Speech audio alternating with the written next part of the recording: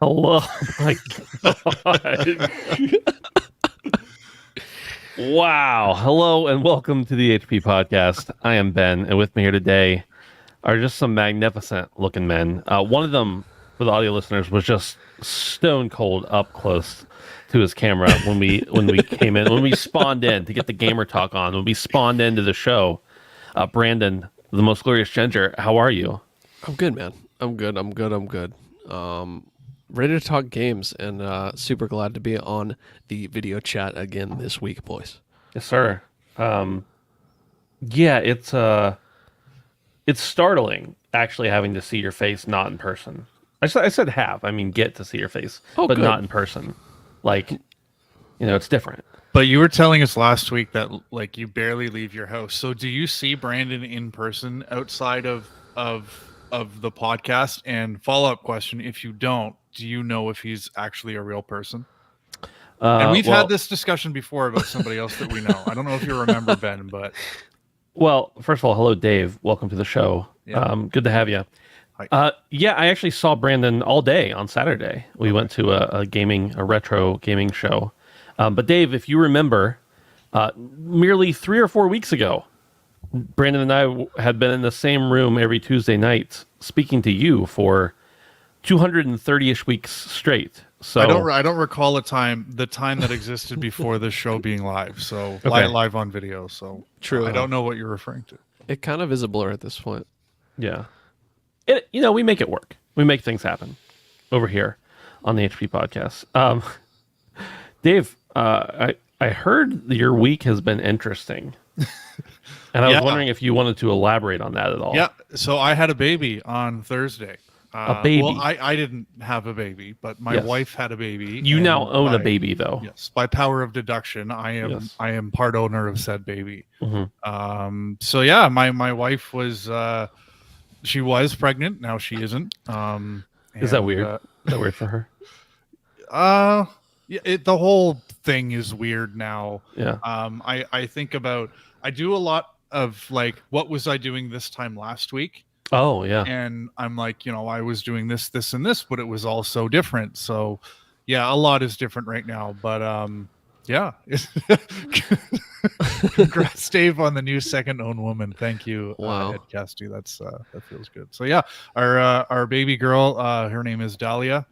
She was born on Thursday at 12:01 p.m. She's happy and healthy, and more importantly, so is her mother. So yeah, big changes in the Lambton household, but nice stuff. The one thing that will never change. Now, Brandon and I actually had talked last night, and I was like, I don't. By the way, I don't know if Dave's going to be on tomorrow or not. I wouldn't expect him to. And Brandon's like, oh yeah, of course not. And then today you popped into our chat, and we're like, I'll be there. And I was like, what a legend! What a legend! So this is the one thing. If you think about what you were doing last week on Tuesday night at 7:00, you were doing this. Exactly. So that hasn't changed in your life. And I mean, my wife and I, about a year ago, is when we first kind of sat down and said, like, we'd like to have a child, and we discussed what would change. And I said, Alale, I swear to God, if this gets in the way of the Handsome Phantom podcast, then it's not happening. So right. Yeah. But no, in all seriousness, I mean, it's a newborn child, as you know, Ben, and you may know someday, Brandon, is the early days. The baby just kind of sleeps a lot. And now was one of those times. So I figured, why not jump on the podcast? And there's no reason why I couldn't be here. And I love being here. So, right. Yeah. Well, I mean, plus her mom has to do something, right? Like, yeah. I mean, I can't let her just, I can't take on all the work. So yeah. So here I am. Nice. Wow. Well, we're glad to have you. Congrats on the baby. Yeah, I guess that's the whole thing I was going to say is congrats on the baby. Yeah, you You're made welcome. Something cool. Yeah. Well, it's yet to be determined if the baby is cool yet. Like, she could grow up and be really, like, not cool, right? So that's always a possibility. Every human has that inherent capability to not be cool. there is still the possibility I won't point, be cool someday. Yeah, like Jim Ryan's parents probably thought he was a cool baby at first, but yeah, look where we are. Did you see how he holds a controller? It's just, even if he's holding it normal, you could just tell by the way he holds it that it's just not very cash money. So Not cash money at all. yeah. Well, if you want to help support Dave's new baby, you can go over to support us on patreon.com/handsome Phantom. Now, just a quick disclaimer: Dave's baby will not see any of that money unless Zero. we start making like a lot of money. But for now, it just goes to help pay our bills for running the show. So we appreciate that. If you want to help us out, streaming software, podcast hosting services, all that kind of stuff is not free. Support us for as little as $1 a month, and we will love you long time. I think I've said that before, maybe once or twice. Yeah. If you don't want to support us, or if you do want to support us, either way, you can go over to hang out with us on Discord at handsomephantom.com/Discord. We try to chat with folks in there. We determine what Poot's having for dinner. We share stupid memes and take pity on some members when their cars break down. So like that's what we do there. So just come hang out with us. You'll appreciate it, and we'll appreciate you. Poot, it's the chicken cordon bleu tonight. Just if you're there. Yeah, just so you know, Poot. Like, sorry we didn't post it in the Discord, but chicken cordon bleu from Popeyes, I think. Does Popeyes have chicken cordon bleu? I don't know, man. I suspect they have all the elements, but They could potentially make it if they wanted to. I think is probably what we're getting at here. just walk in and explain to them. yeah. Be Be like, that's one of the and menus. Like, you have everything forward back there. Just please make it. just Look, make I it, can please. I can see the chicken. Okay, somewhere in your menu are the other ingredients as well. Just do it, Ham and Swiss cheese has to be back there somewhere. and you're welcome. That's what you get in the Discord if you remember the Discord. Boys, let's talk about some gaming news before we go on too far. Enough of this baby talk we've been having. Let's start off with layoffs at Naughty Dog. And maybe we'll even get into a little bit of other stuff as well with Naughty Dog going on. PlayStation's Naughty Dog studio, known for games like The Uncharted 4 and The Last of Us Part 2, is repeatedly laying off dozens of contract workers, impacting various departments, including quality assurance testing.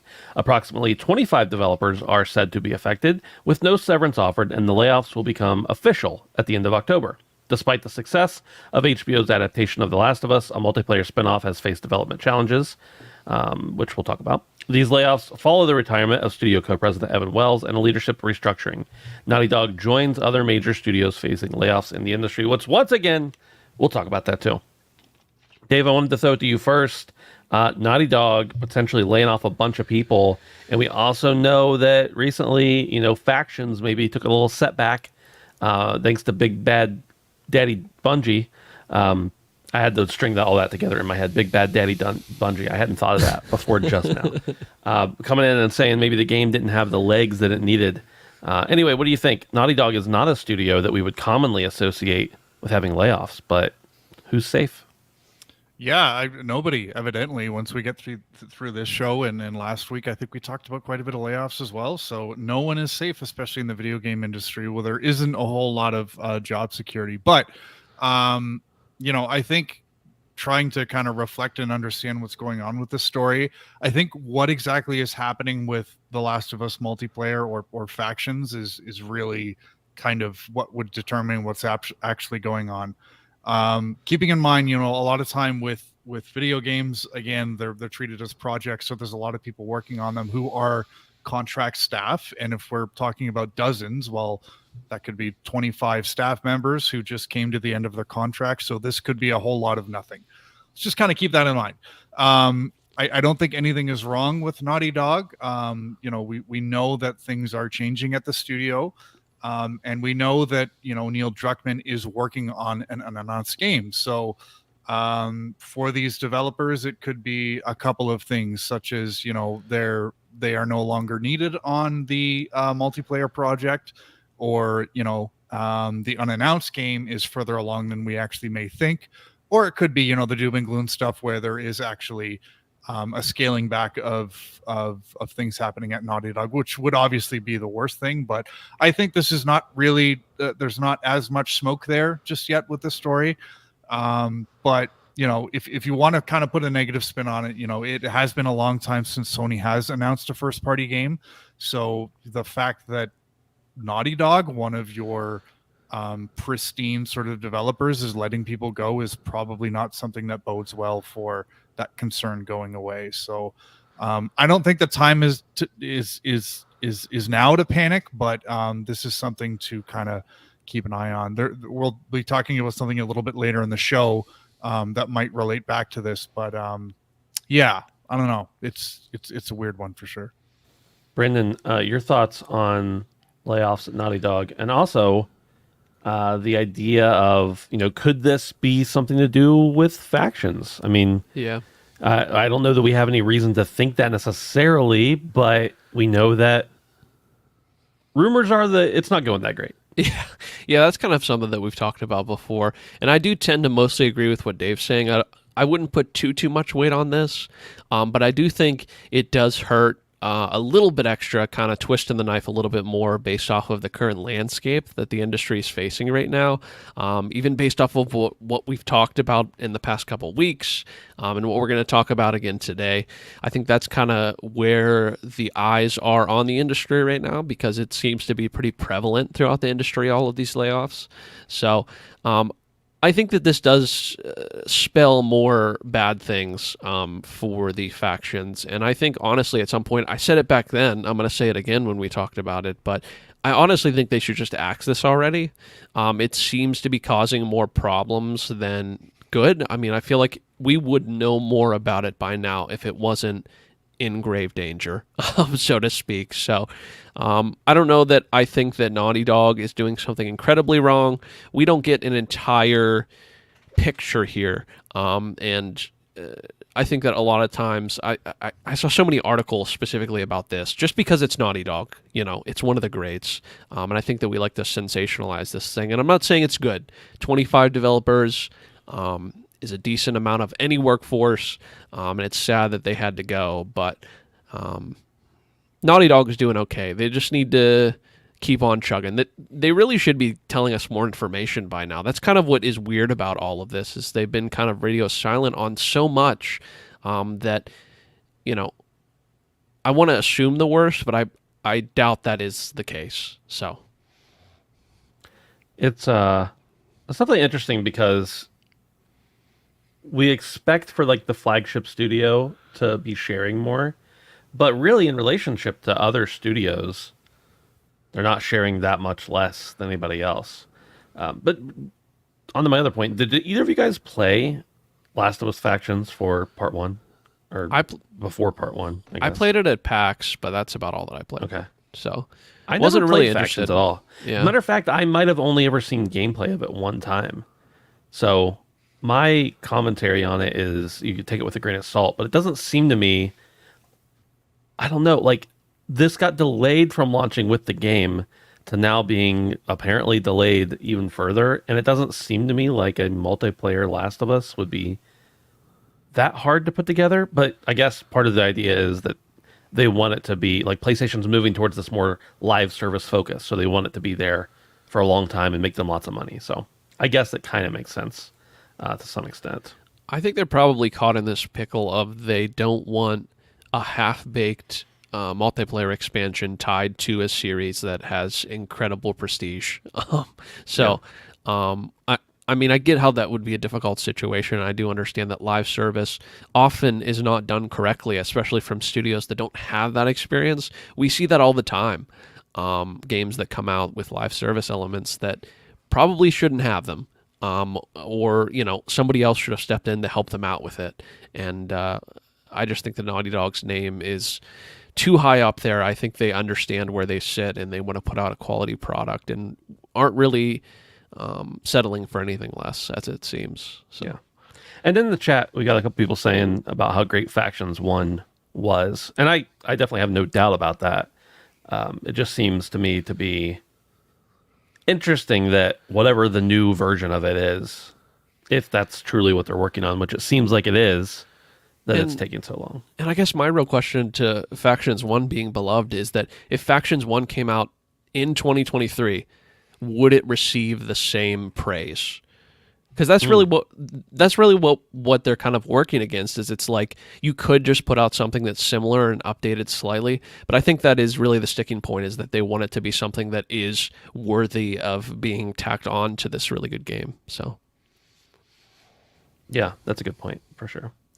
One Well, while we're on the subject of Naughty Dog, I had this later on. There's a train. I can hear the train coming. It's coming to haunt me. But anyway, The ghost train. let's move number 3 to number 2, and it is actress Shannon Woodward, known for her role as Dina in The Last of Us Part 2, shared a photo from a recent motion capture session on social media. In her post, she mentioned that the motion capture work was for a top secret video game and included 3 emojis hinting at the possibility it might be related to The Last of Us Part 3. However, there's an alternate theory that this motion capture could be for additional dialogue, for cutscenes, for potential The Last of Us Part 2 director's cuts. The recording equipment in the photo appears to belong to developer Cyan Worlds. Brandon, are you ready for The Last of Us 3? Are you ready for it to happen? Yeah, I mean, I'm ready for it. I think it's probably more likely that it's something related to The Last of Us 2 than The Last of Us 3 at this point, just based off of how long it has been since the game has come out and how long we know these sort of giant experiences take to make. But yeah, I would be ready for a Last of Us 3. I would honestly even be ready for Last of Us 2. It's been long enough for me that I would love to get a little bit more of that game, which is a weird thing to say because part of me actually thinks it's a little bit too long. But to see a different version or more dialogue that I haven't already seen, I'm interested in more of the story, not necessarily playing the entire thing over. So if I got more of what I already had, I'd be interested in that for sure. Dave, The Last of Us 2, highly divisive.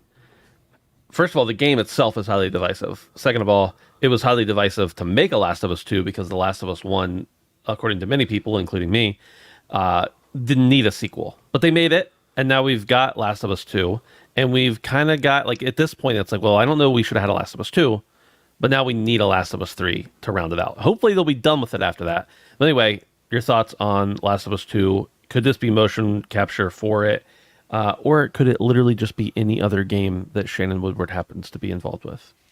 Yeah, remind me, did the show come out after The Last of Us 2? Yeah. Okay. So, Yeah. I mean, The Last of Us has a whole bunch of new fans that it didn't have before, and I believe the remake or remaster, whatever it was, came out sort of in line with the show. Part 1. Yeah. Yeah. So The PC version came out right after the show wrapped up. Right. So I think maybe going to a director's cut is probably a good way to kind of stimulate some of those new fans and get them caught up with everything. And I'm sure a lot of them went and probably played the second game, but a lot of them probably didn't. So getting this in front of them and getting some fresh promotion is a very Jim Ryan Sony thing to do. So I think that's kind of the most likely. But I feel like having a voice actor kind of teasing something on Twitter and it just effectively being a re-release of a game that really isn't that old doesn't really match up. I think what we're probably going to get most likely is The Last of Us 3. It's, as I said earlier, it's been a while since Sony has announced, another big sort of sequel, and people are hungry, and this is exactly what people need. This would be a massive sort of anticipation piece for both hardcore gamers like ourselves and people who are newer coming in from the show. So I think this is a really good time to kind of announce something like that, whether it's now or at the Game Awards or sometime early next year, where we're actually going to get an announcement for The Last of Us 3. So if I was a betting man, my money would go on The Last of Us 3. We're going to get a full-on sequel. And, again, we know that Neil Druckmann's working on an unannounced game. I kind of doubt that an unannounced game is a re-release of a game that's already come out. So I think Last of Us 3 is probably going to be my bet is what she's working on. But you're right. I mean, it could also be new IP because developers and publishers often reuse actors for different projects, even if they're not part of the same franchise. But I think this is probably Last of Us 3. And stretch goal or stretch sort of prediction, I think it's going to be announced at the Game Awards. So we'll see. I like that prediction, and that's probably true. Yeah, it definitely seems like it's probably Last of Us 3, and who knows, but I just love how people like jump to conclusions like, oh, this actress who was in this thing is recording something, therefore it must be a sequel. I mean, we know it's coming. Like, I don't think there's any real doubt about that industry-wide, but it certainly could be, I guess it could be a number of other things as well that she's working on, especially since the recording equipment, the MoCap specifically was not at Naughty Dog, and I'm a little fuzzy on whether Naughty Dog has their own. I would think they do, but I don't. I guess I don't know. Their own motion capture studio, but for them to hire somebody outside probably leans more towards. Yeah, I don't know. Also, you're talking about Neil having an unannounced project, and maybe that's not a remake or a remaster. I wonder if Neil, or not just in this specific case, but people who are directors or co-vice presidents or whatever his title is now, are they really that involved with a remake or a remaster? Like, that seems like something that would be akin to a port team or something like that. Yeah. So, yeah. Number 3, Epic Layoffs. I just realized that the way I titled this makes it sound like the layoffs are epic, but dude, epic layoff. Dude, that's how they send it to the employees, like epic layoff. They get the guy from Halo. Yeah, they get the guy. Epic layoff. Dude, you can get him on Cameo. I bet they got that real cheap. Oh yeah, man. $40-$50 probably. Minimum. Epic Games, known for Fortnite and Unreal Engine, is cutting 830 jobs, 16% of its workforce, due to that is an epic layoff. Due to overspending on Fortnite and the metaverse, CEO Tim Sweeney had hoped to avoid layoffs, but said he found it unrealistic. Affected employees get 6 months of severance, which, by the way, I want to back up for a minute. Apparently, the people who are being laid off from Naughty Dog are not getting severance, according to reports that are out there. Now, if what Dave was saying about it potentially being contract employees is accurate, then that would make sense. They're not really getting laid off. They're getting their contract just isn't getting renewed, but we won't know that probably for a while. Anyway, affected employees get 6 months of severance, and Epic will divest from Bandcamp and Super Awesome. Most cuts are outside of core development, possibly causing delays in some projects. Fortnite's growth relies on creator content with lower margins, and Epic will keep hiring for specific projects while reducing legal expenses in its epic battle with Apple and Google. In a related move, Mediatonic, developer of Fall Guys, has also been impacted by layoffs after Epic acquired the studio last year. While the studio remains open, job losses have significantly been affected in various areas, including IT support, marketing, software development, character artists, gameplay programmers, level designers, producers, and narrative staff. I'll add to what I wrote there that people were saying that the entire Mediatonic team got laid off. That was apparently not the case, but a large portion of them, regardless. Dave, 830 jobs, 16% of the workforce of one of the industry's largest video game developers. Fortnite's just not paying the bills anymore, I guess. No, and it's interesting because this story talks about overspending, and I'm kind of wondering what they were spending on. I don't really keep up to date on the goings on in the Fortnite universe because there's a certain podcast I used to listen to that would keep me up to date on that, and it just stopped recording. So yeah. I'm wondering what they're spending on because I feel like we haven't really heard a whole lot new from Fortnite in quite a long time. And I'm kind of wondering if Epic got a little bit complacent with Fortnite. As a cursory sort of person when it comes to this game, the last big thing I remember is Zero Build, which that was a pretty big hit, but I felt like it was a fluke because it was literally Epic removing a key piece of their biggest game and people being like, this is great, leave it like it is.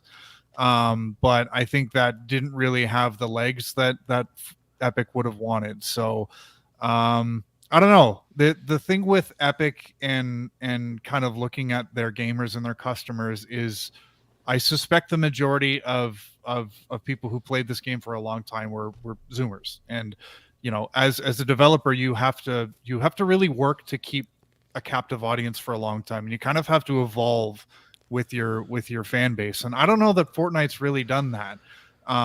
People get bored and they change interest pretty quickly, and I think just adding new characters and skins and stuff, I don't know if that's really enough. And again, if they've done more sort of substantial things to keep the iron hot when it comes to Fortnite, then please enlighten me. But and then if you kind of take a step back, and most of Epic's eggs were in the Battle Royale basket, and I'm also wondering if the Battle Royale bubble is starting to burst, because Warzone seems to have lost quite a bit of steam. 2.0 definitely hit with a bit of a thud. I think Apex seems to be fairly resilient and has got a little bit of resurgence right now. So is Titanfall. No one really talks about PUBG anymore. And anytime we get like a new entry into the Battle Royale series, it seems to be gone as quickly as it arrived. So I'm wondering if this is kind of a larger sort of industry trend where Battle Royale maybe needs to really evolve and Fortnite has to be the one to do it. Or publishers are maybe seeing now that, you know, these games that operate under the free-to-play model, they are kind of a dime a dozen, and if they're not an instant success, then they're just not sustainable. So I don't know. This could be a bad omen for battle royales in general. But again, I'm kind of wondering, like, what was Epic really doing with Fortnite? And I know the metaverse was a thing too, and I really don't understand what that was going to be. But maybe that's where all the money was being poured into. But yeah, it is what it is, I guess. Brandon, before we get your thoughts on that specifically, you kind of you keep up with more of the stuff that you don't play than I do. You kind of live specifically with like Fortnite and other stuff, like half a foot into the Zoomer world and half a foot out. Sure.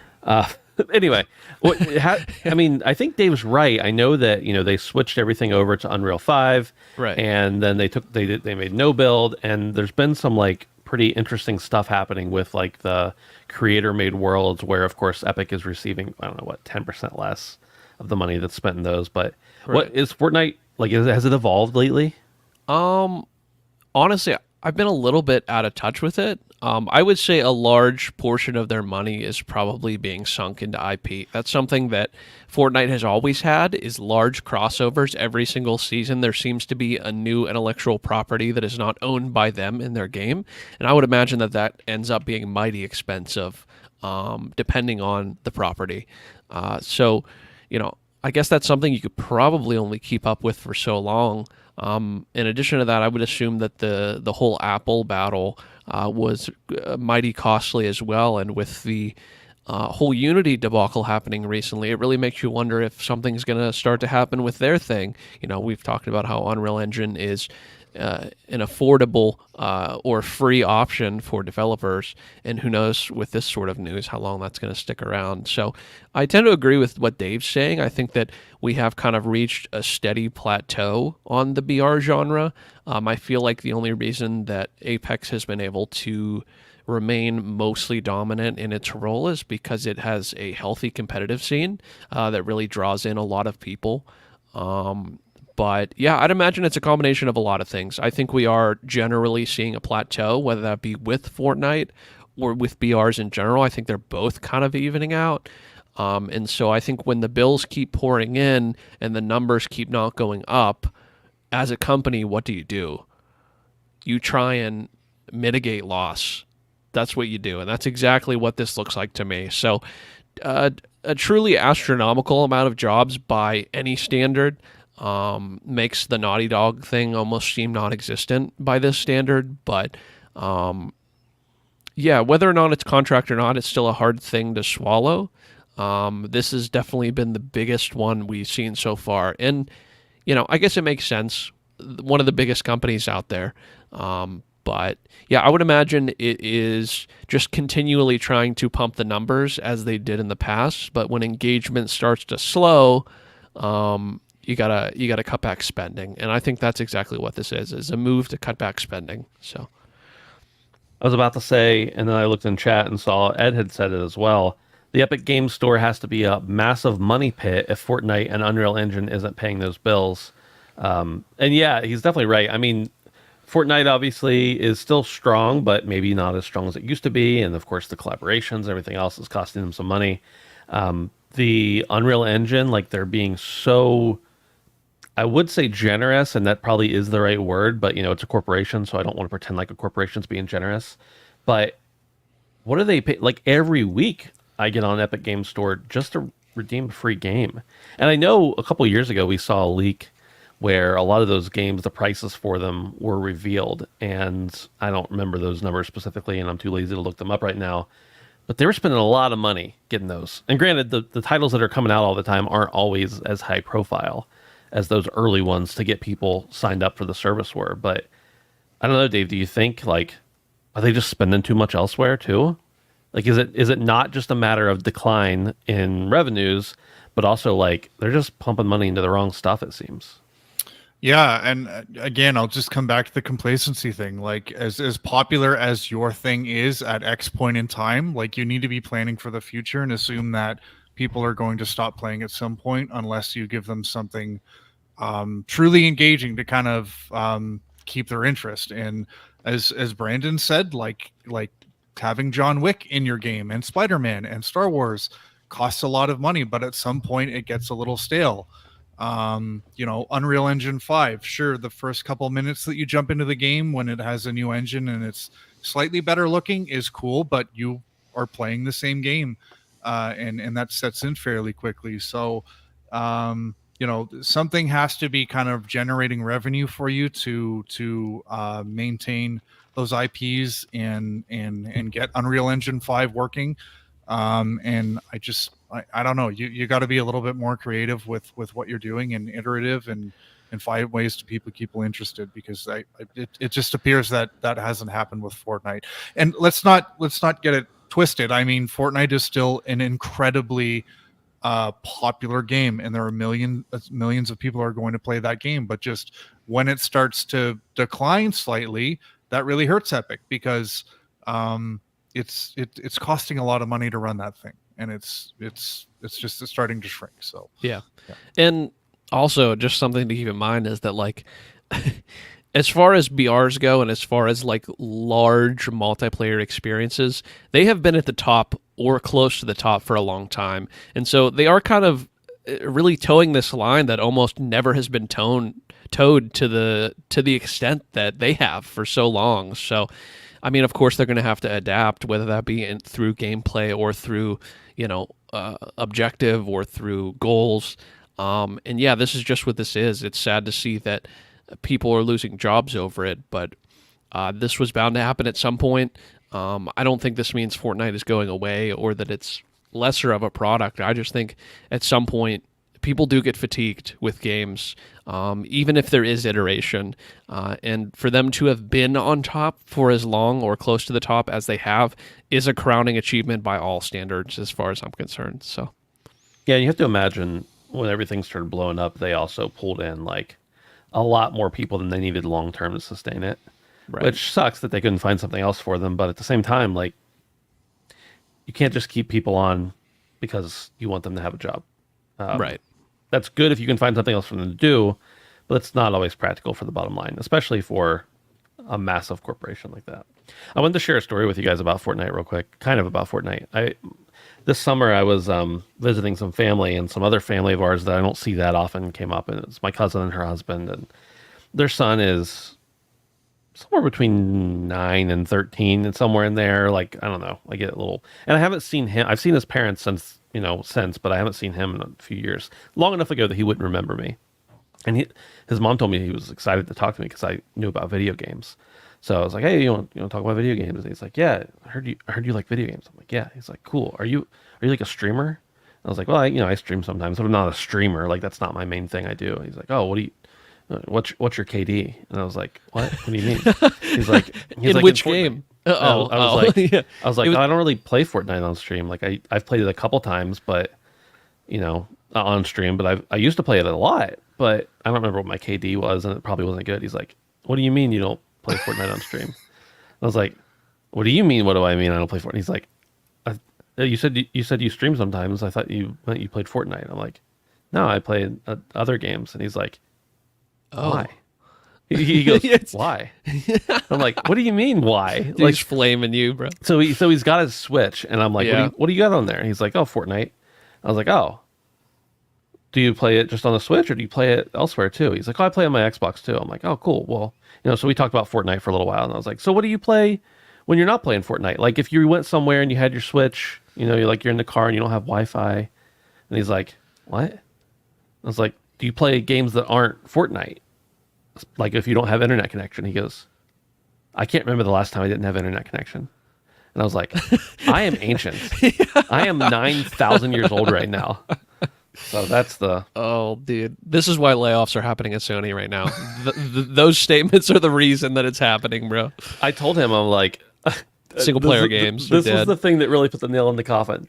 I was like, I used to be super into Fortnite, and some friends and I, we had a podcast that was actually pretty big about Fortnite. And we just, when we quit playing Fortnite, really, we quit doing the podcast. And he's, oh, that's cool. What's a podcast? I was like, oh. You know, it's like talk radio.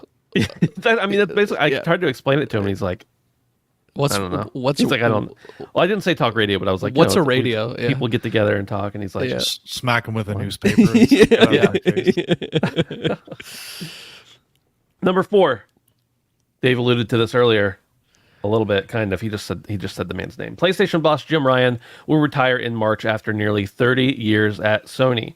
Ryan, Bless. who has been CEO since 2019, cites the difficulty of living in Europe while working in North America as the reason for his departure.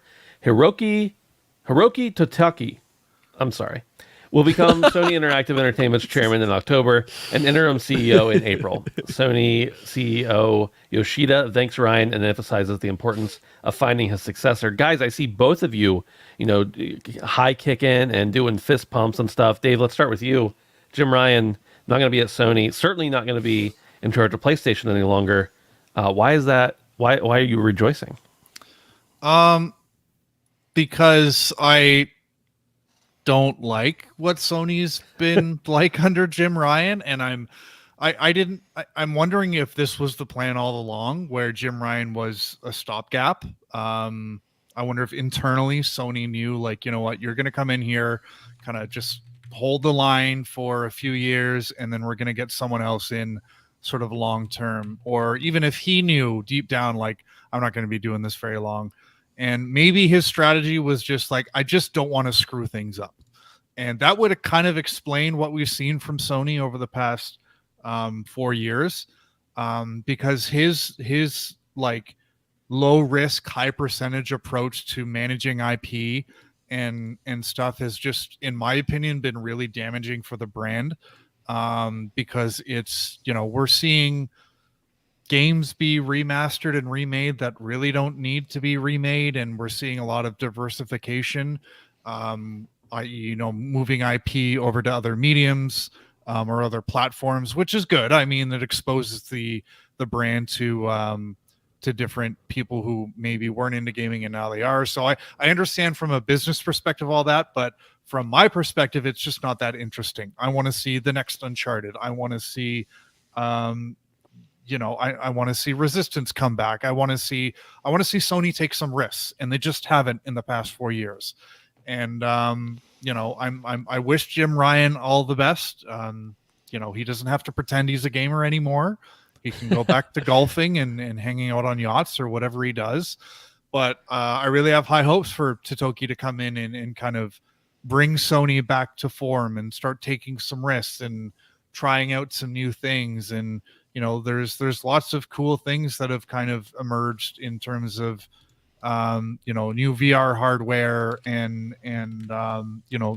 Sony owns Bungie now. Like, do something cool with that. There's a lot of different cool things that you can do, and so far all we have is Marathon, and it's like, okay, do better, please. Give us a first person shooter. Like, just, it's not difficult. So yeah, I mean, so long, Jim. It's been nice, but it really hasn't.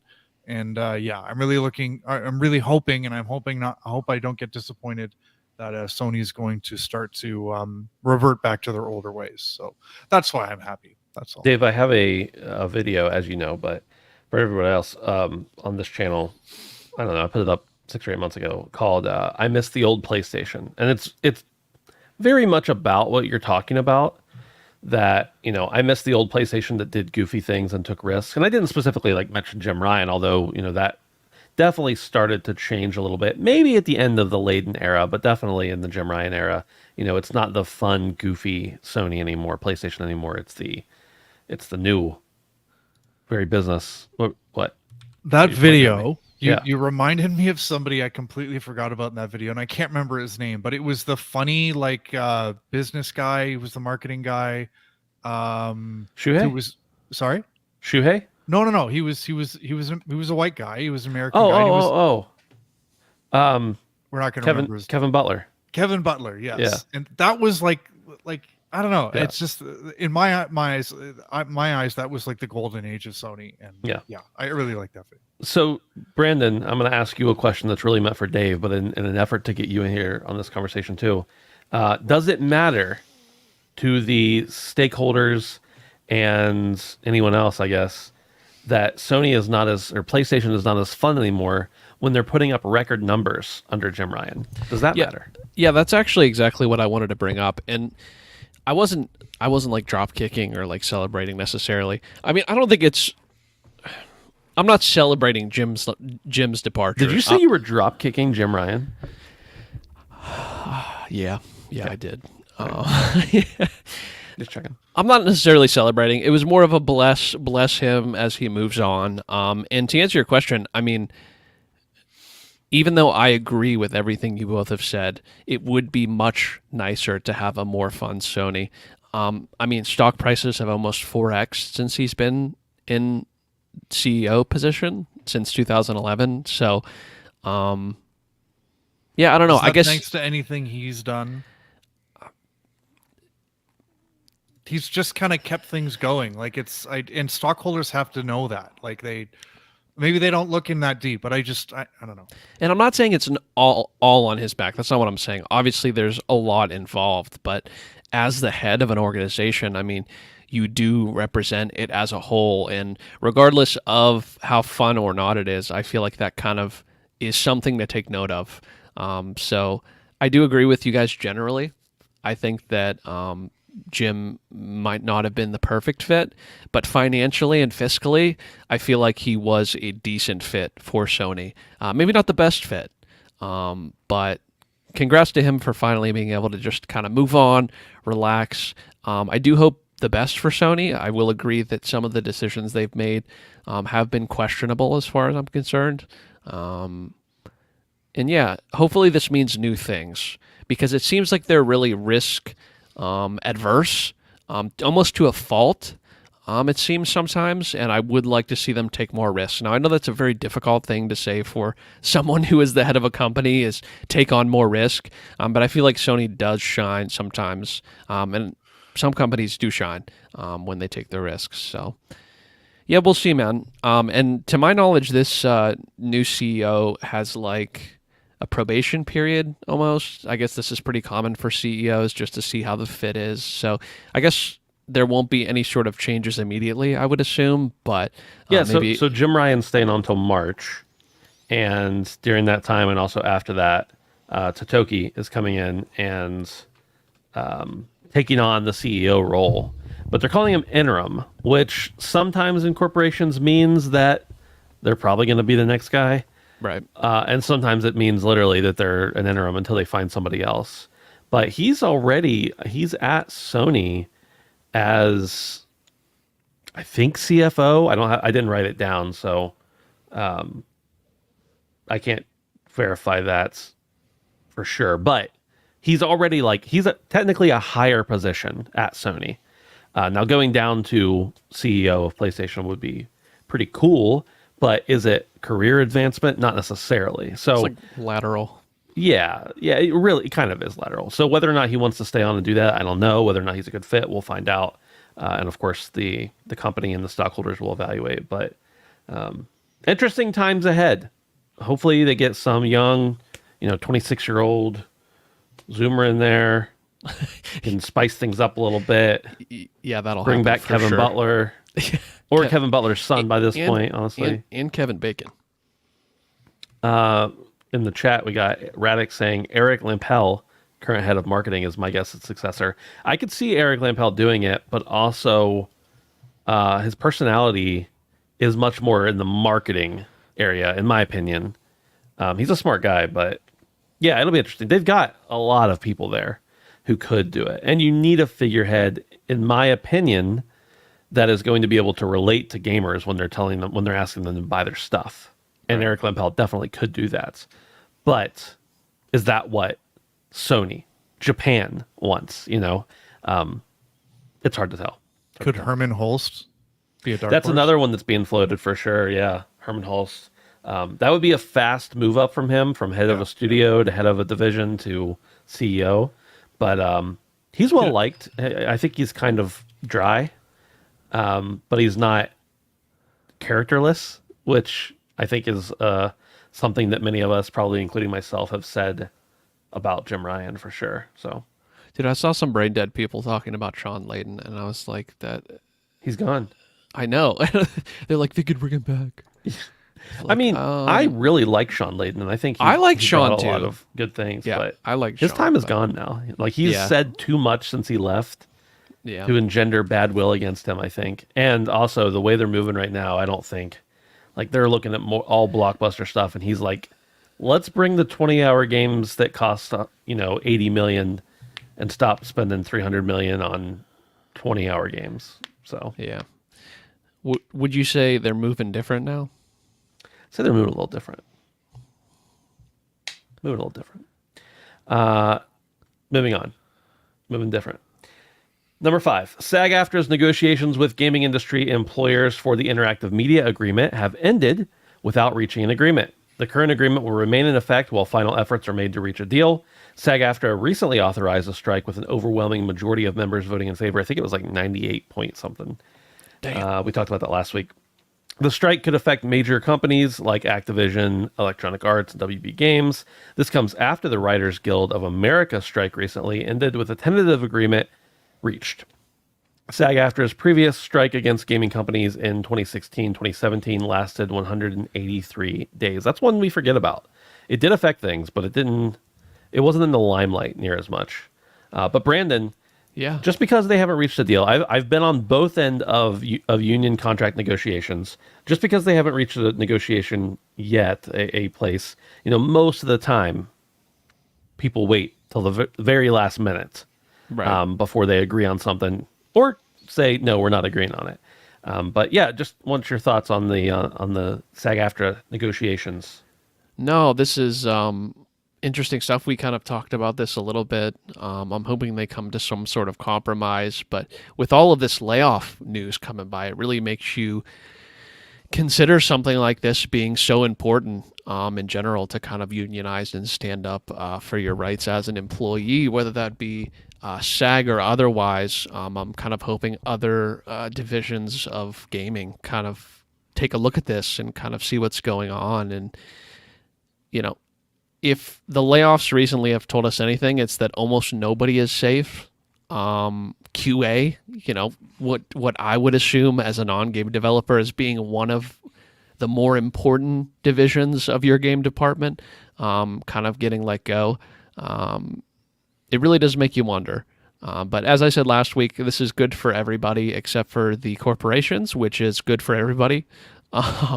So, yeah, hopefully they come up with something soon. I hope it's quick. I mean, obviously we don't want it to affect the games, but if the actors one told us anything, it's they are willing to hold out for a long time, these corporations, a very long time, an excessively long time, needlessly. If they're going to end up folding, might as well just fold now as far as I'm concerned. So, Dave, I don't know if up there in communist Canada you guys have unions or anything, but I'm just kidding. But I was curious your take on it as well.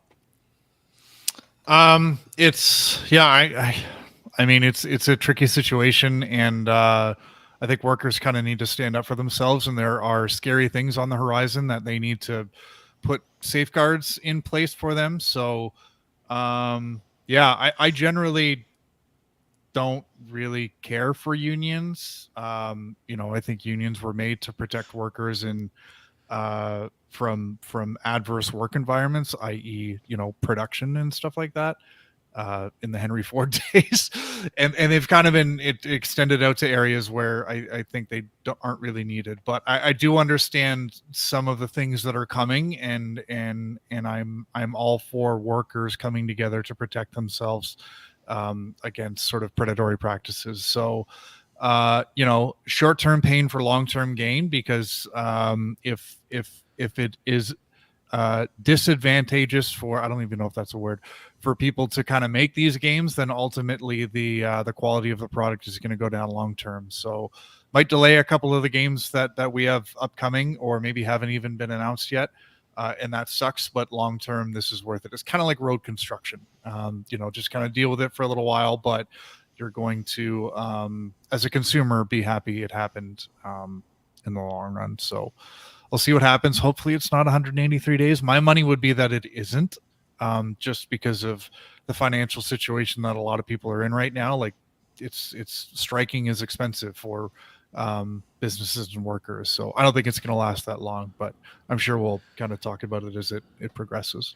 And Dave, you don't know this, but it is like road construction, unless you live in Pennsylvania, where there is perpetual construction and seamlessly horrendous road conditions at every turn. Yeah. I just don't understand how there can be constant construction, but no improvement. It actually is mind-blowing to me. Brendan, Route 28 that goes from Katanning to Pittsburgh. I used to live in Katanning. Yeah. I moved there in 1997. Now I moved away from there, but my parents are still there. Whatever, we're still there, and my in-laws are over that way. So anyway, Route 28 has literally, in the hour drive between Katanning and Pittsburgh, been under construction for 25 years solid.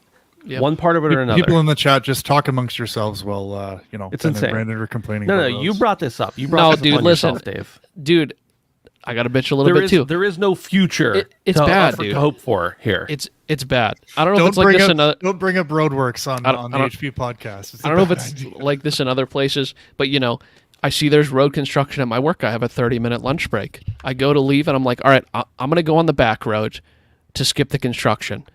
They're paving the entire back road and the front road, both ways to get out of my work area. They're paving. I have to sit at a dead stop. Either way I go, I literally feel trapped by these PennDOT workers. So that'll be all. Perpetual construction. I wonder if it's this bad other places, but it is. Traffic is bad everywhere. The drivers are the worst everywhere. It's just, But 25 years for one road, give me a break. Yeah, well, they got to hold the sign, Ben. Moving on to our last news item for the week. Remedy is working on remakes of Max Payne 1 and 2, a project described as very, very big by co-founder Sam Lake. The undertaking involves updating these classic games to modern standards and combining them into one. While Sam Lake originally voiced Max Payne in the first game, he remained tight-lipped about his possible return to the role. The remakes are intended for next-gen consoles, or as I like to call them, current-gen consoles, and PC, but no release date has been confirmed yet. The Max Payne 1 and 2 remakes are still in the conceptual phase, with Remedy aiming to develop 5 AAA games as part of its ambitious goal. These remakes will be exclusively released for PS5, Xbox Series, and PC, utilizing Remedy's Northlight graphics engine. Studios also working on Control 2 and Alan Wake 2. Brandon, I just got to ask you, I think it was last year, or maybe it was early this year, we talked about, oh, good, there's going to be Max Payne remakes, and they're still in the conceptual phase. That kind of irks me. But anyway, do you have any love for Max Payne? I have like adjacent love, if that makes sense. I watched Justin play Max Payne, honestly, probably in the college days, maybe close to the high school year days. And I always thought it was a really awesome looking game, but I never gave it a go, and I've heard amazing things. So I will be eagerly awaiting a return of Max Payne. So yes, to answer your question, I do have an interest in the game greatly, but no direct experience. So I'm glad to hear that they are, I guess, taking it seriously. I mean, obviously they're taking it seriously, but it is an older game at this point, and it probably could use some updating in many ways. And they say what did they say here? It's an ambitious goal or a large undertaking. So it is kind of weird that they're not a little bit further ahead, but maybe all these half-baked remakes and remasters that are coming out are making them kind of take a step back. And it's possible that they're deep into Control development as well. We know Alan Wake's coming. We're seeing a lot of really good previews. So they got a lot going on right now. I don't blame them for not being further in development, but I wouldn't be surprised if we're looking into 2025 easily at this point, at least based on this wordage. So, Dave, one, any love for Max Payne? And two, why did they announce it so early? That's a good question, especially when they also announced that they have several other, in my opinion, more exciting things that they're working on that possibly are coming much sooner. So I guess they're just excited about it. Remedy, I believe, has always been the sole developer for the Max Payne franchise. And I will admit right now, I have never played a single Remedy game, and I really don't like that. I want to change it. I thought you were going to start out just by saying you've never played Max Payne, which I was like, understandable, but you said Remedy. Yeah, Control, Alan Wake, haven't played any of them. So yeah, I'm embarrassed to admit it, but I will admit it. So I mean, this is promising though. I mean, when a team is this excited and passionate about a remake that is a ways off, then it means they're really doing a lot to change the game. I don't know if either of you have played or anybody in the chat, but I love listicle videos on YouTube. It's kind of what I fall asleep to every night. And one that has come up on listicles quite a bit, specifically when they're talking about hardest missions or levels from video games. One that often comes up, I think, is from the original Max Payne, where there's this level where you're following like a path of blood in, I think it's like a flashback sequence or something. And it's apparently really, really frustrating and difficult in the worst way possible. So I wonder how they're going to kind of go back to do that. But yeah, I'm happy to see that they're passionate about this, and I really need to play Alan Wake remastered first, or remake. I'm not sure which one it is.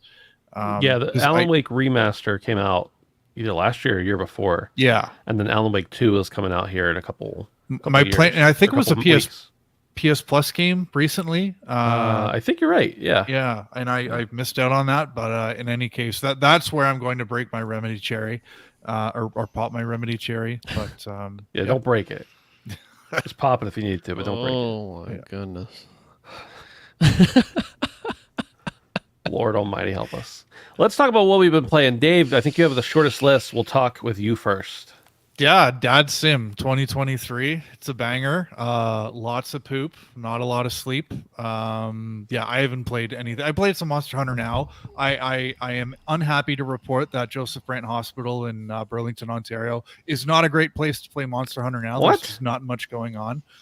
I know. I figured so the hospital is on the water. It's in a popping place that I was really looking forward to opening the app and seeing a lot of cool stuff, but there really wasn't much going on. So Here's the question though. When you went in to fight like the Pookie, and it gives you the option to fight with friends, were you able to find anyone at the hospital to fight with? my wife's in labor and I'm just like sliding her phone. I'm like, come on. There's like a 4-star Diablos here. Can you just help me out? She's not coming yet, but I need the materials. Come on. Are you pushing? Okay, no, then I need you to tap right now. yeah. I need heals, man. Come on. It sounds like you're not busy. Yeah. So I have not played anything. I actually, sorry, before the whole baby thing happened, I did I did play some more Modern Warfare 2. Brandon, just a reminder, Modern Warfare 3 is out in less than a month, I think. So and Modern Warfare 2 is officially at the really weird phase in any annual Call of Duty where like Megan Thee Stallion is in the game for some reason. I don't care for that. When it, like the game launches and it's like really serious and there's all these cool characters, and then after like 6 months, like it's just like Fortnite shit, like it's silly. So yeah, anyways. Yeah. Though I've also been playing a little bit of Monster Hunter now, just to spin off of that. Nothing new to report. I did not go to the hospital to play or anything like that. It was a weird excuse to play Monster Hunter now, but Weird excuse to go to the hospital, but Yeah, I'm going weird to check it excuse to out go to the now. I'm going to go. I wonder if our hospital is a point. I feel like any like building, it seems like I don't know, Dude. But yeah, I'm having fun with it still, but I'm not really. I'm seeing like clips of stuff from people on Reddit because I probably Googled something one time and found it on Reddit, and now I get like pop-ups for it and from the Monster Hunter Now subreddit, and I'm like, when the hell do you get this weapon? Like I'm 25 or 30 levels in, and I'm like, I want that. Get good. Yeah, I guess so. Brandon, let's get to you next. Yeah. Talk about what you've been playing. Yeah, so I'm going to start off with what we can't kind of riff off of. And I beat Armored Core 6, boys. I did it. Overall, a very, very solid game. I think the second half of the game grabbed me way more. Once I got deep into the mechanics, I started getting more into the story. Yeah, just really quality. I actually am highly considering playing a New Game Plus, and I will say for a good reason, because I didn't know this up until this point, but after beating the game, I started to watch media about the game because I didn't want to spoil myself on anything. But there's branching dialogues in this game where you make choices, and once you make certain choices, you get locked out of other choices, right? So that's a reason to replay the game, so you could see the other choices. But something this game does that few From games do, I think one or two of them did this, is there is new content through New Game Plus 2 and New Game Plus 3. So stuff that wasn't even originally available, including the branching dialogue that you didn't do on the first playthrough. There's new content in 2 and in 3 New Game Plus. So really interested to go back in now that I'm more powerful. The game is really not very long, but I think it really is meant to be replayed for the reasons I just stated. So overall, a really, really awesome experience, and maybe not my favorite From game, but still a super high quality game that was a lot of fun. Just kind of feel like a badass at any given moment, which actually is pretty synonymous for From games. So, but aside from that, I've been playing Party Animals. We did get a couple copies of this for review just to kind of check out. And man, this game is pretty fun, kind of unexpectedly. I mean, we did play Gang Beasts a bunch at PAX, like for 3 or 4 years in a row. Gang Beast was there, and it was always something that was obviously fun for a little bit, but Party Animals is a hoot, man.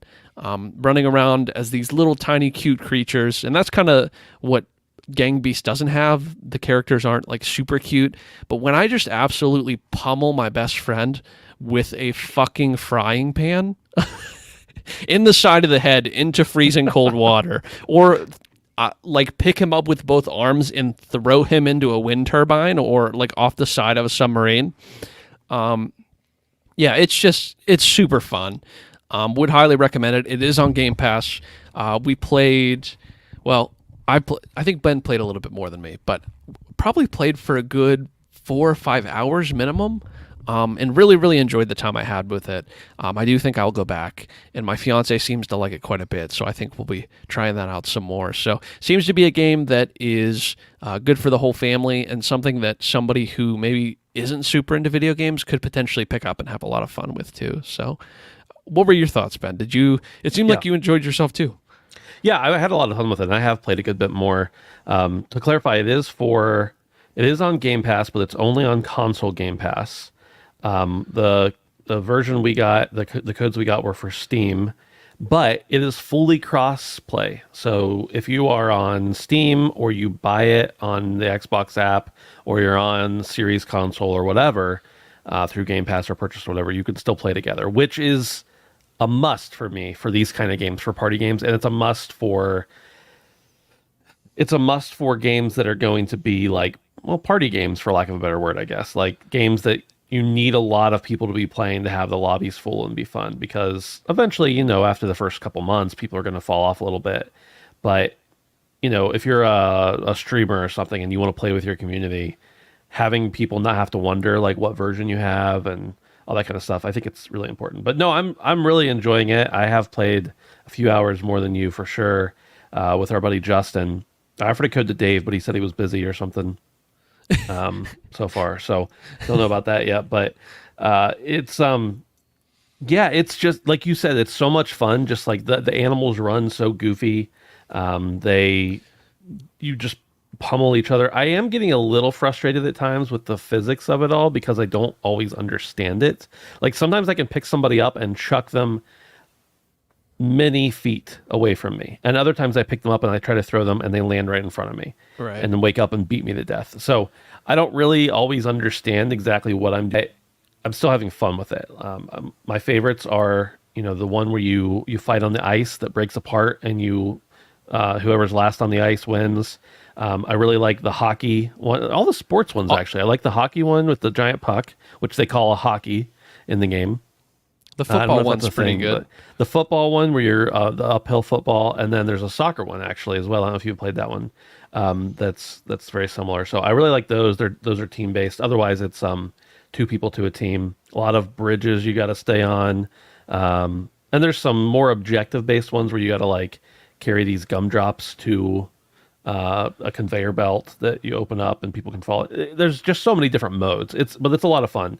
Lots of cool skins. I don't even know what we got with the code they sent us, but there's so many skins to unlock, and there is a gotcha mechanic, literally a gotcha mechanic in the game that you can pay real money for, but you can also earn that money through playing, and every character acts the same. They just look different. So Yeah, that's a nice thing. in the battle pass, Yeah. if you want to call it that, doesn't cost money. So Okay, I wasn't sure about that. Yeah. That's one of the things, like, they didn't include any notes in it with what we got extra with the code they sent, so I didn't know, like, would I normally have had to pay for this, or that's cool. That's cool that they did unless it's a feature you get with Game Pass, I'm pretty sure Lauren had it as well, my fiance. So that. Okay. I don't think it does cost, at least right now. But Yeah. super cute, super cute. I can't I can't sell that enough. It's very adorable. Just to beat the shit out of somebody as a little tiny otter. I have a thing against the monkeys, the gorillas. Dude, the gorillas, that's because they always brutally beat our asses. I don't know what it is, if they've got a better swing or what, but the monkeys are out for us, man. Yeah. The other thing I've been playing is, Dave, old Gran Turismo 7 action in my life. We gotta play. I knew you liked that too, Dave, or Brandon. But so I've had somebody they bought the GT7 for PS5, and it came with a GT7 for PS4 code, and they gave me that code, and I've had it redeemed for months, honestly, maybe closer to a year at this point, and finally decided I wanted to boot it up. And I also decided, like, I wanted to get a wheel, so I went, and that's a whole story I'm not going to discuss because it's so irritating, but I think I've got it mostly figured out now. I did a bunch of surgery on the wheel. It didn't work out. I've got a plan. Arthur, but I'm probably gonna get another wheel anyway. I'm still having fun with GT7. I don't really know what there is to say about it other than, like, I've played a lot of racing games, none of them like excessively. I've never been like a huge racing guy, but I've always enjoyed them when I've played them, and I'm very much enjoying GT7. I'm playing the story right now, so you put progression in something, I'm going to enjoy it. Before the show, Brandon was like, how many of the what are they called, books? The menu books. Books. How many menu books have you done? You did a couple of those? And I was like, yeah, I've done like 15. I was like, Jesus what the Christ. hell? I was like, he's like, yeah, I've done a couple. I've been fucking around on Laguna Beach and this, and he's like, yeah, I've done 15 of them. Dude, you're going to burn through that. I mean, there's a lot of content aside from the menu books, but I'm glad to hear that you're kind of, you're going through it, because that's one of the best ways to get cars early. So. Well, and that's the thing is I haven't played. I didn't play GT6. I don't remember for sure. Why? I just looked at my camera. I look orange. What's going on with the light in my room here? I don't know. My gingivitis is bleeding over. Gingivitis. Anyway, I got distracted. Squirrel. I don't think I've played a GT since GT4 or 5. I've played all the Forza Horizon games. I've played a lot of other racing sims and arcades, and I enjoy them. But GT7 just feels quality, like everything about it. You can just tell it's quality. Dude, there's like prestige about it. Yeah. And I'm never going to be the kind of guy who gets like a whole setup with 15 extra consoles and, needs, but like I really do want to get my wheel situation figured out just so I can get that little more immersion going as well. So I'm having a lot of fun with it, blazing through. I've already decided, Dave, I would never take on the challenge you took on with getting the golds. Yeah. Don't. That was a choice, buddy. It's a grave mistake. In the license stuff. No. Whatever the test was that you wanted to get the online trials. The online trials. Oh, that one. Yeah. I can already tell you. I mean, I'm not bad, but I'm also playing on like noob mode. Yeah. Also, good luck with the license test as well, dude. Getting gold on all those, Dave. Crowning achievement. Even if you fail this other one, I am stuck on. I've got gold for almost everyone, but the last couple on the last license test. So insane achievement, Dave. Truly insane. But yeah, I'm not good. I'm just persistent. Dude, that's persistency is key. That's the first step to being good. This weekend was also Sea of Thieves community weekend, and I gotta say they did a really nice job with it. It was a lot of fun, lots of cool events. I stole a chest in the game that I've literally never seen after 3,000 hours. I've never seen it, and I was able to grab 2 of those this weekend. So that was cool. I mean, it was a little different because they made it so that it was like they did this thing called pop-up plunder where it would tell you in the game that there was pop-up plunder and you had to go find it and look on social media for clues and everything else. So we did one of those on our own and then had to fight for it, which was fun. And then we hopped onto another server and saw it on the map because it shows up on the map and just destroyed those people. Like we literally, we don't often do this, but we literally like took our boat and ran up beside them and hopped on and like stole it back onto our ship and then took off. It wasn't like the normal thing where I just go and try to sink somebody. Like we literally just not Robinson Crusoe, some other pirate reference that somebody would understand if I said it correctly. And so that was fun. And I had nothing to show for it. There's no achievement or anything tied to it, but it's the box of wondrous secrets. And yeah, first time ever even seeing one in game. So that was fun. Peep the VOD. I wasn't streaming. Oh, Yeah. My buddy who I was playing with was from Germany, and it was late on Saturday night when we got back, Brandon, and he was like, "Yeah, I'll play for like an hour or so if you still want to play." And I was like, "Yeah, I'll hop on," because I wasn't going to initially. And then it ended up being like 4 more hours. And he's like, "You should have streamed. We like had some amazing steals. We got Box of Wonders secrets." Like, yes, but no, I wasn't streaming. I was just vibing. So, and that's it. That's pretty much all I've been playing. I said all. That was a lot of stuff, actually. yeah. Yeah. Well, I think that's it for the show. Don't forget to go over to patreon.com/handsomephantom. Support the show for as little as $1 a month. Also, don't forget to sign up. Come over to Discord, handsomephantom.com/Discord. We appreciate it. Dave, good luck the next week with the new baby. Actually, like the next a couple decades, really. Good luck. But like specifically right now, I'm telling you good luck for the next week. Thank you. Thank you. And yeah, we'll hang out and chat with the YouTube crowd for a little bit if there's anybody who wants to hang out. Just a few minutes probably. But other than that, thank you, and we'll see you next time. All right, Ben, that's the show. Yes. I have to, in my opinion, the menu books in GT7 are the worst part of the game because every race seems to be you need to come into this race with an overpowered car because you always start from dead last and you have to podium, which is it's not real motorsport. Like it just doesn't really make a lot of sense. I wish there was qualifying. I wish there was a better way to kind of structure the starting grid rather than just you need the fastest car and you need to kind of overpower everyone. So please try some other stuff. Oh, try I will. Some time trials and circuit experience is a lot of fun. I've been mixing in some other stuff, but it seemed like the best way to unlock a lot of stuff too. Yeah, absolutely. It's a necessary evil, but in my opinion, the worst part of the game. Yeah. Damn. Benji said you need to know what surgery you did, Ben. On the wheel, I didn't really do surgery. I tore it apart and made sure all the connections were in place. And one of them wasn't, and I reattached it, and then it worked on my PC, but it did not work on my PS5, and I want to be able to use it on both, which it's supposed to work on both. So I figured out, I got it. Don't worry about it, Benji. I got it worked out. I got it. And I've got a friend who has one for sale for cheaper than it would be retail, so I'm gonna buy it from him. Did the movie inspire you to play GT7? Has anyone seen the Gran Turismo movie? I've seen it. I need to know. I've not. Yeah, that's right. Yeah. Yeah, I saw it. Yeah, Radic, actually, PlayStation Productions inspires everything in my life. So. Has Orlando Bloom aged like milk? Oh, man. Not good. Not good. He's still hot, but not like he was. Yeah.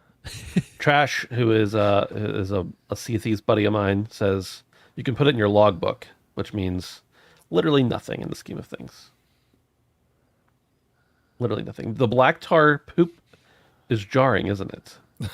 That's what that meant. Oh, yeah, it is. So for those of you who don't know, when you have a newborn baby, its first few bowel movements are black and mucousy, and it's completely normal. So, yeah. Well, I gotta talk to a doctor. Apparently, I'm a little baby. Call me baby boy. Dave, is the baby going to prevent you from playing Mirage day one? I'm gonna try and sneak something in. Again, the baby sleeps a lot, and it's my wife sleeps sometimes too. So I'm thinking about putting a bassinet down here, the RGB gaming bassinet. So Got to. there's no reason why I shouldn't be able to find some time. So hopefully, Dave, are you how long are you off work for? 2 weeks. Okay. Nice. Yeah. You've already burned up like 4 or 5 of those days, man. Get gaming. Yeah.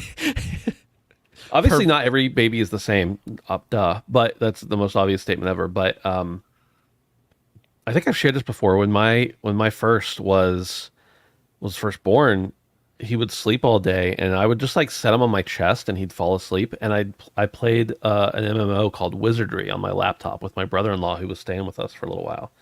And I would just I was off work I wasn't off work as long as I could have been because I had a trip I had planned for like a year for work. But anyway, the whole time I was off work, I was just like taking care of the baby and playing Wizardry. And by taking care of the baby, I mean it was sleeping on me. I've been thinking about you saying that a lot because you've said that recently, and she does sleep on my chest, and I'm confident she will stay there. But I'm kind of thinking like ergonomically, how do I do that? Because I have to be at kind of an incline. Yeah. And I'm like, I also like kind of need to support her somewhat. Yeah. So I'm trying to work out how I do that. But Dave, lazy boy. You need to invest in a good lazy boy. No, I was on a recliner. I have to sit like the South Park gamer to do that. Yeah.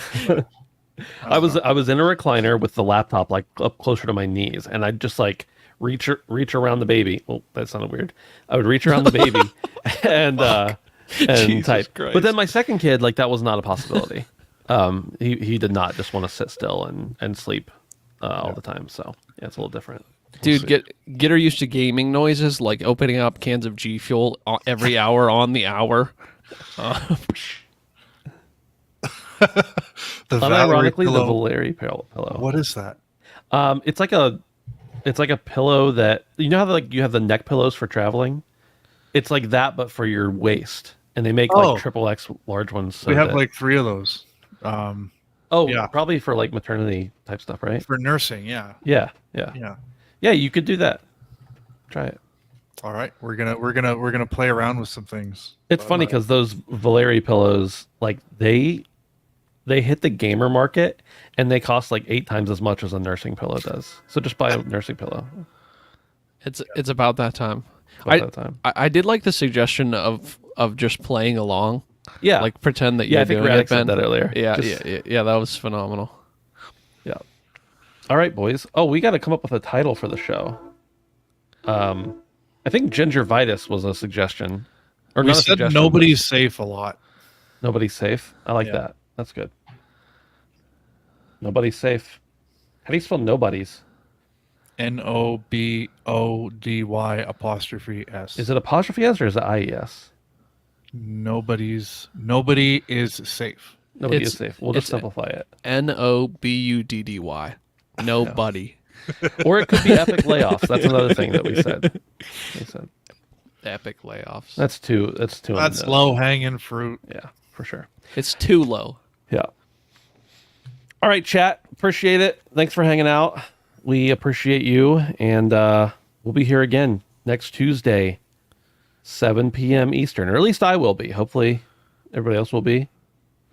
And Dave, hopefully, will have played all of Assassin's Creed Mirage by then. Yeah, happy Assassin's Creed week. This used to be an annual day, but it hasn't happened a lot lately. So, yeah. Why the hell am I so orange? Do I look orange to you guys too? No, you don't. You look like Ben. Good night. I don't know what that means. Does that mean I look orange? All right, bye.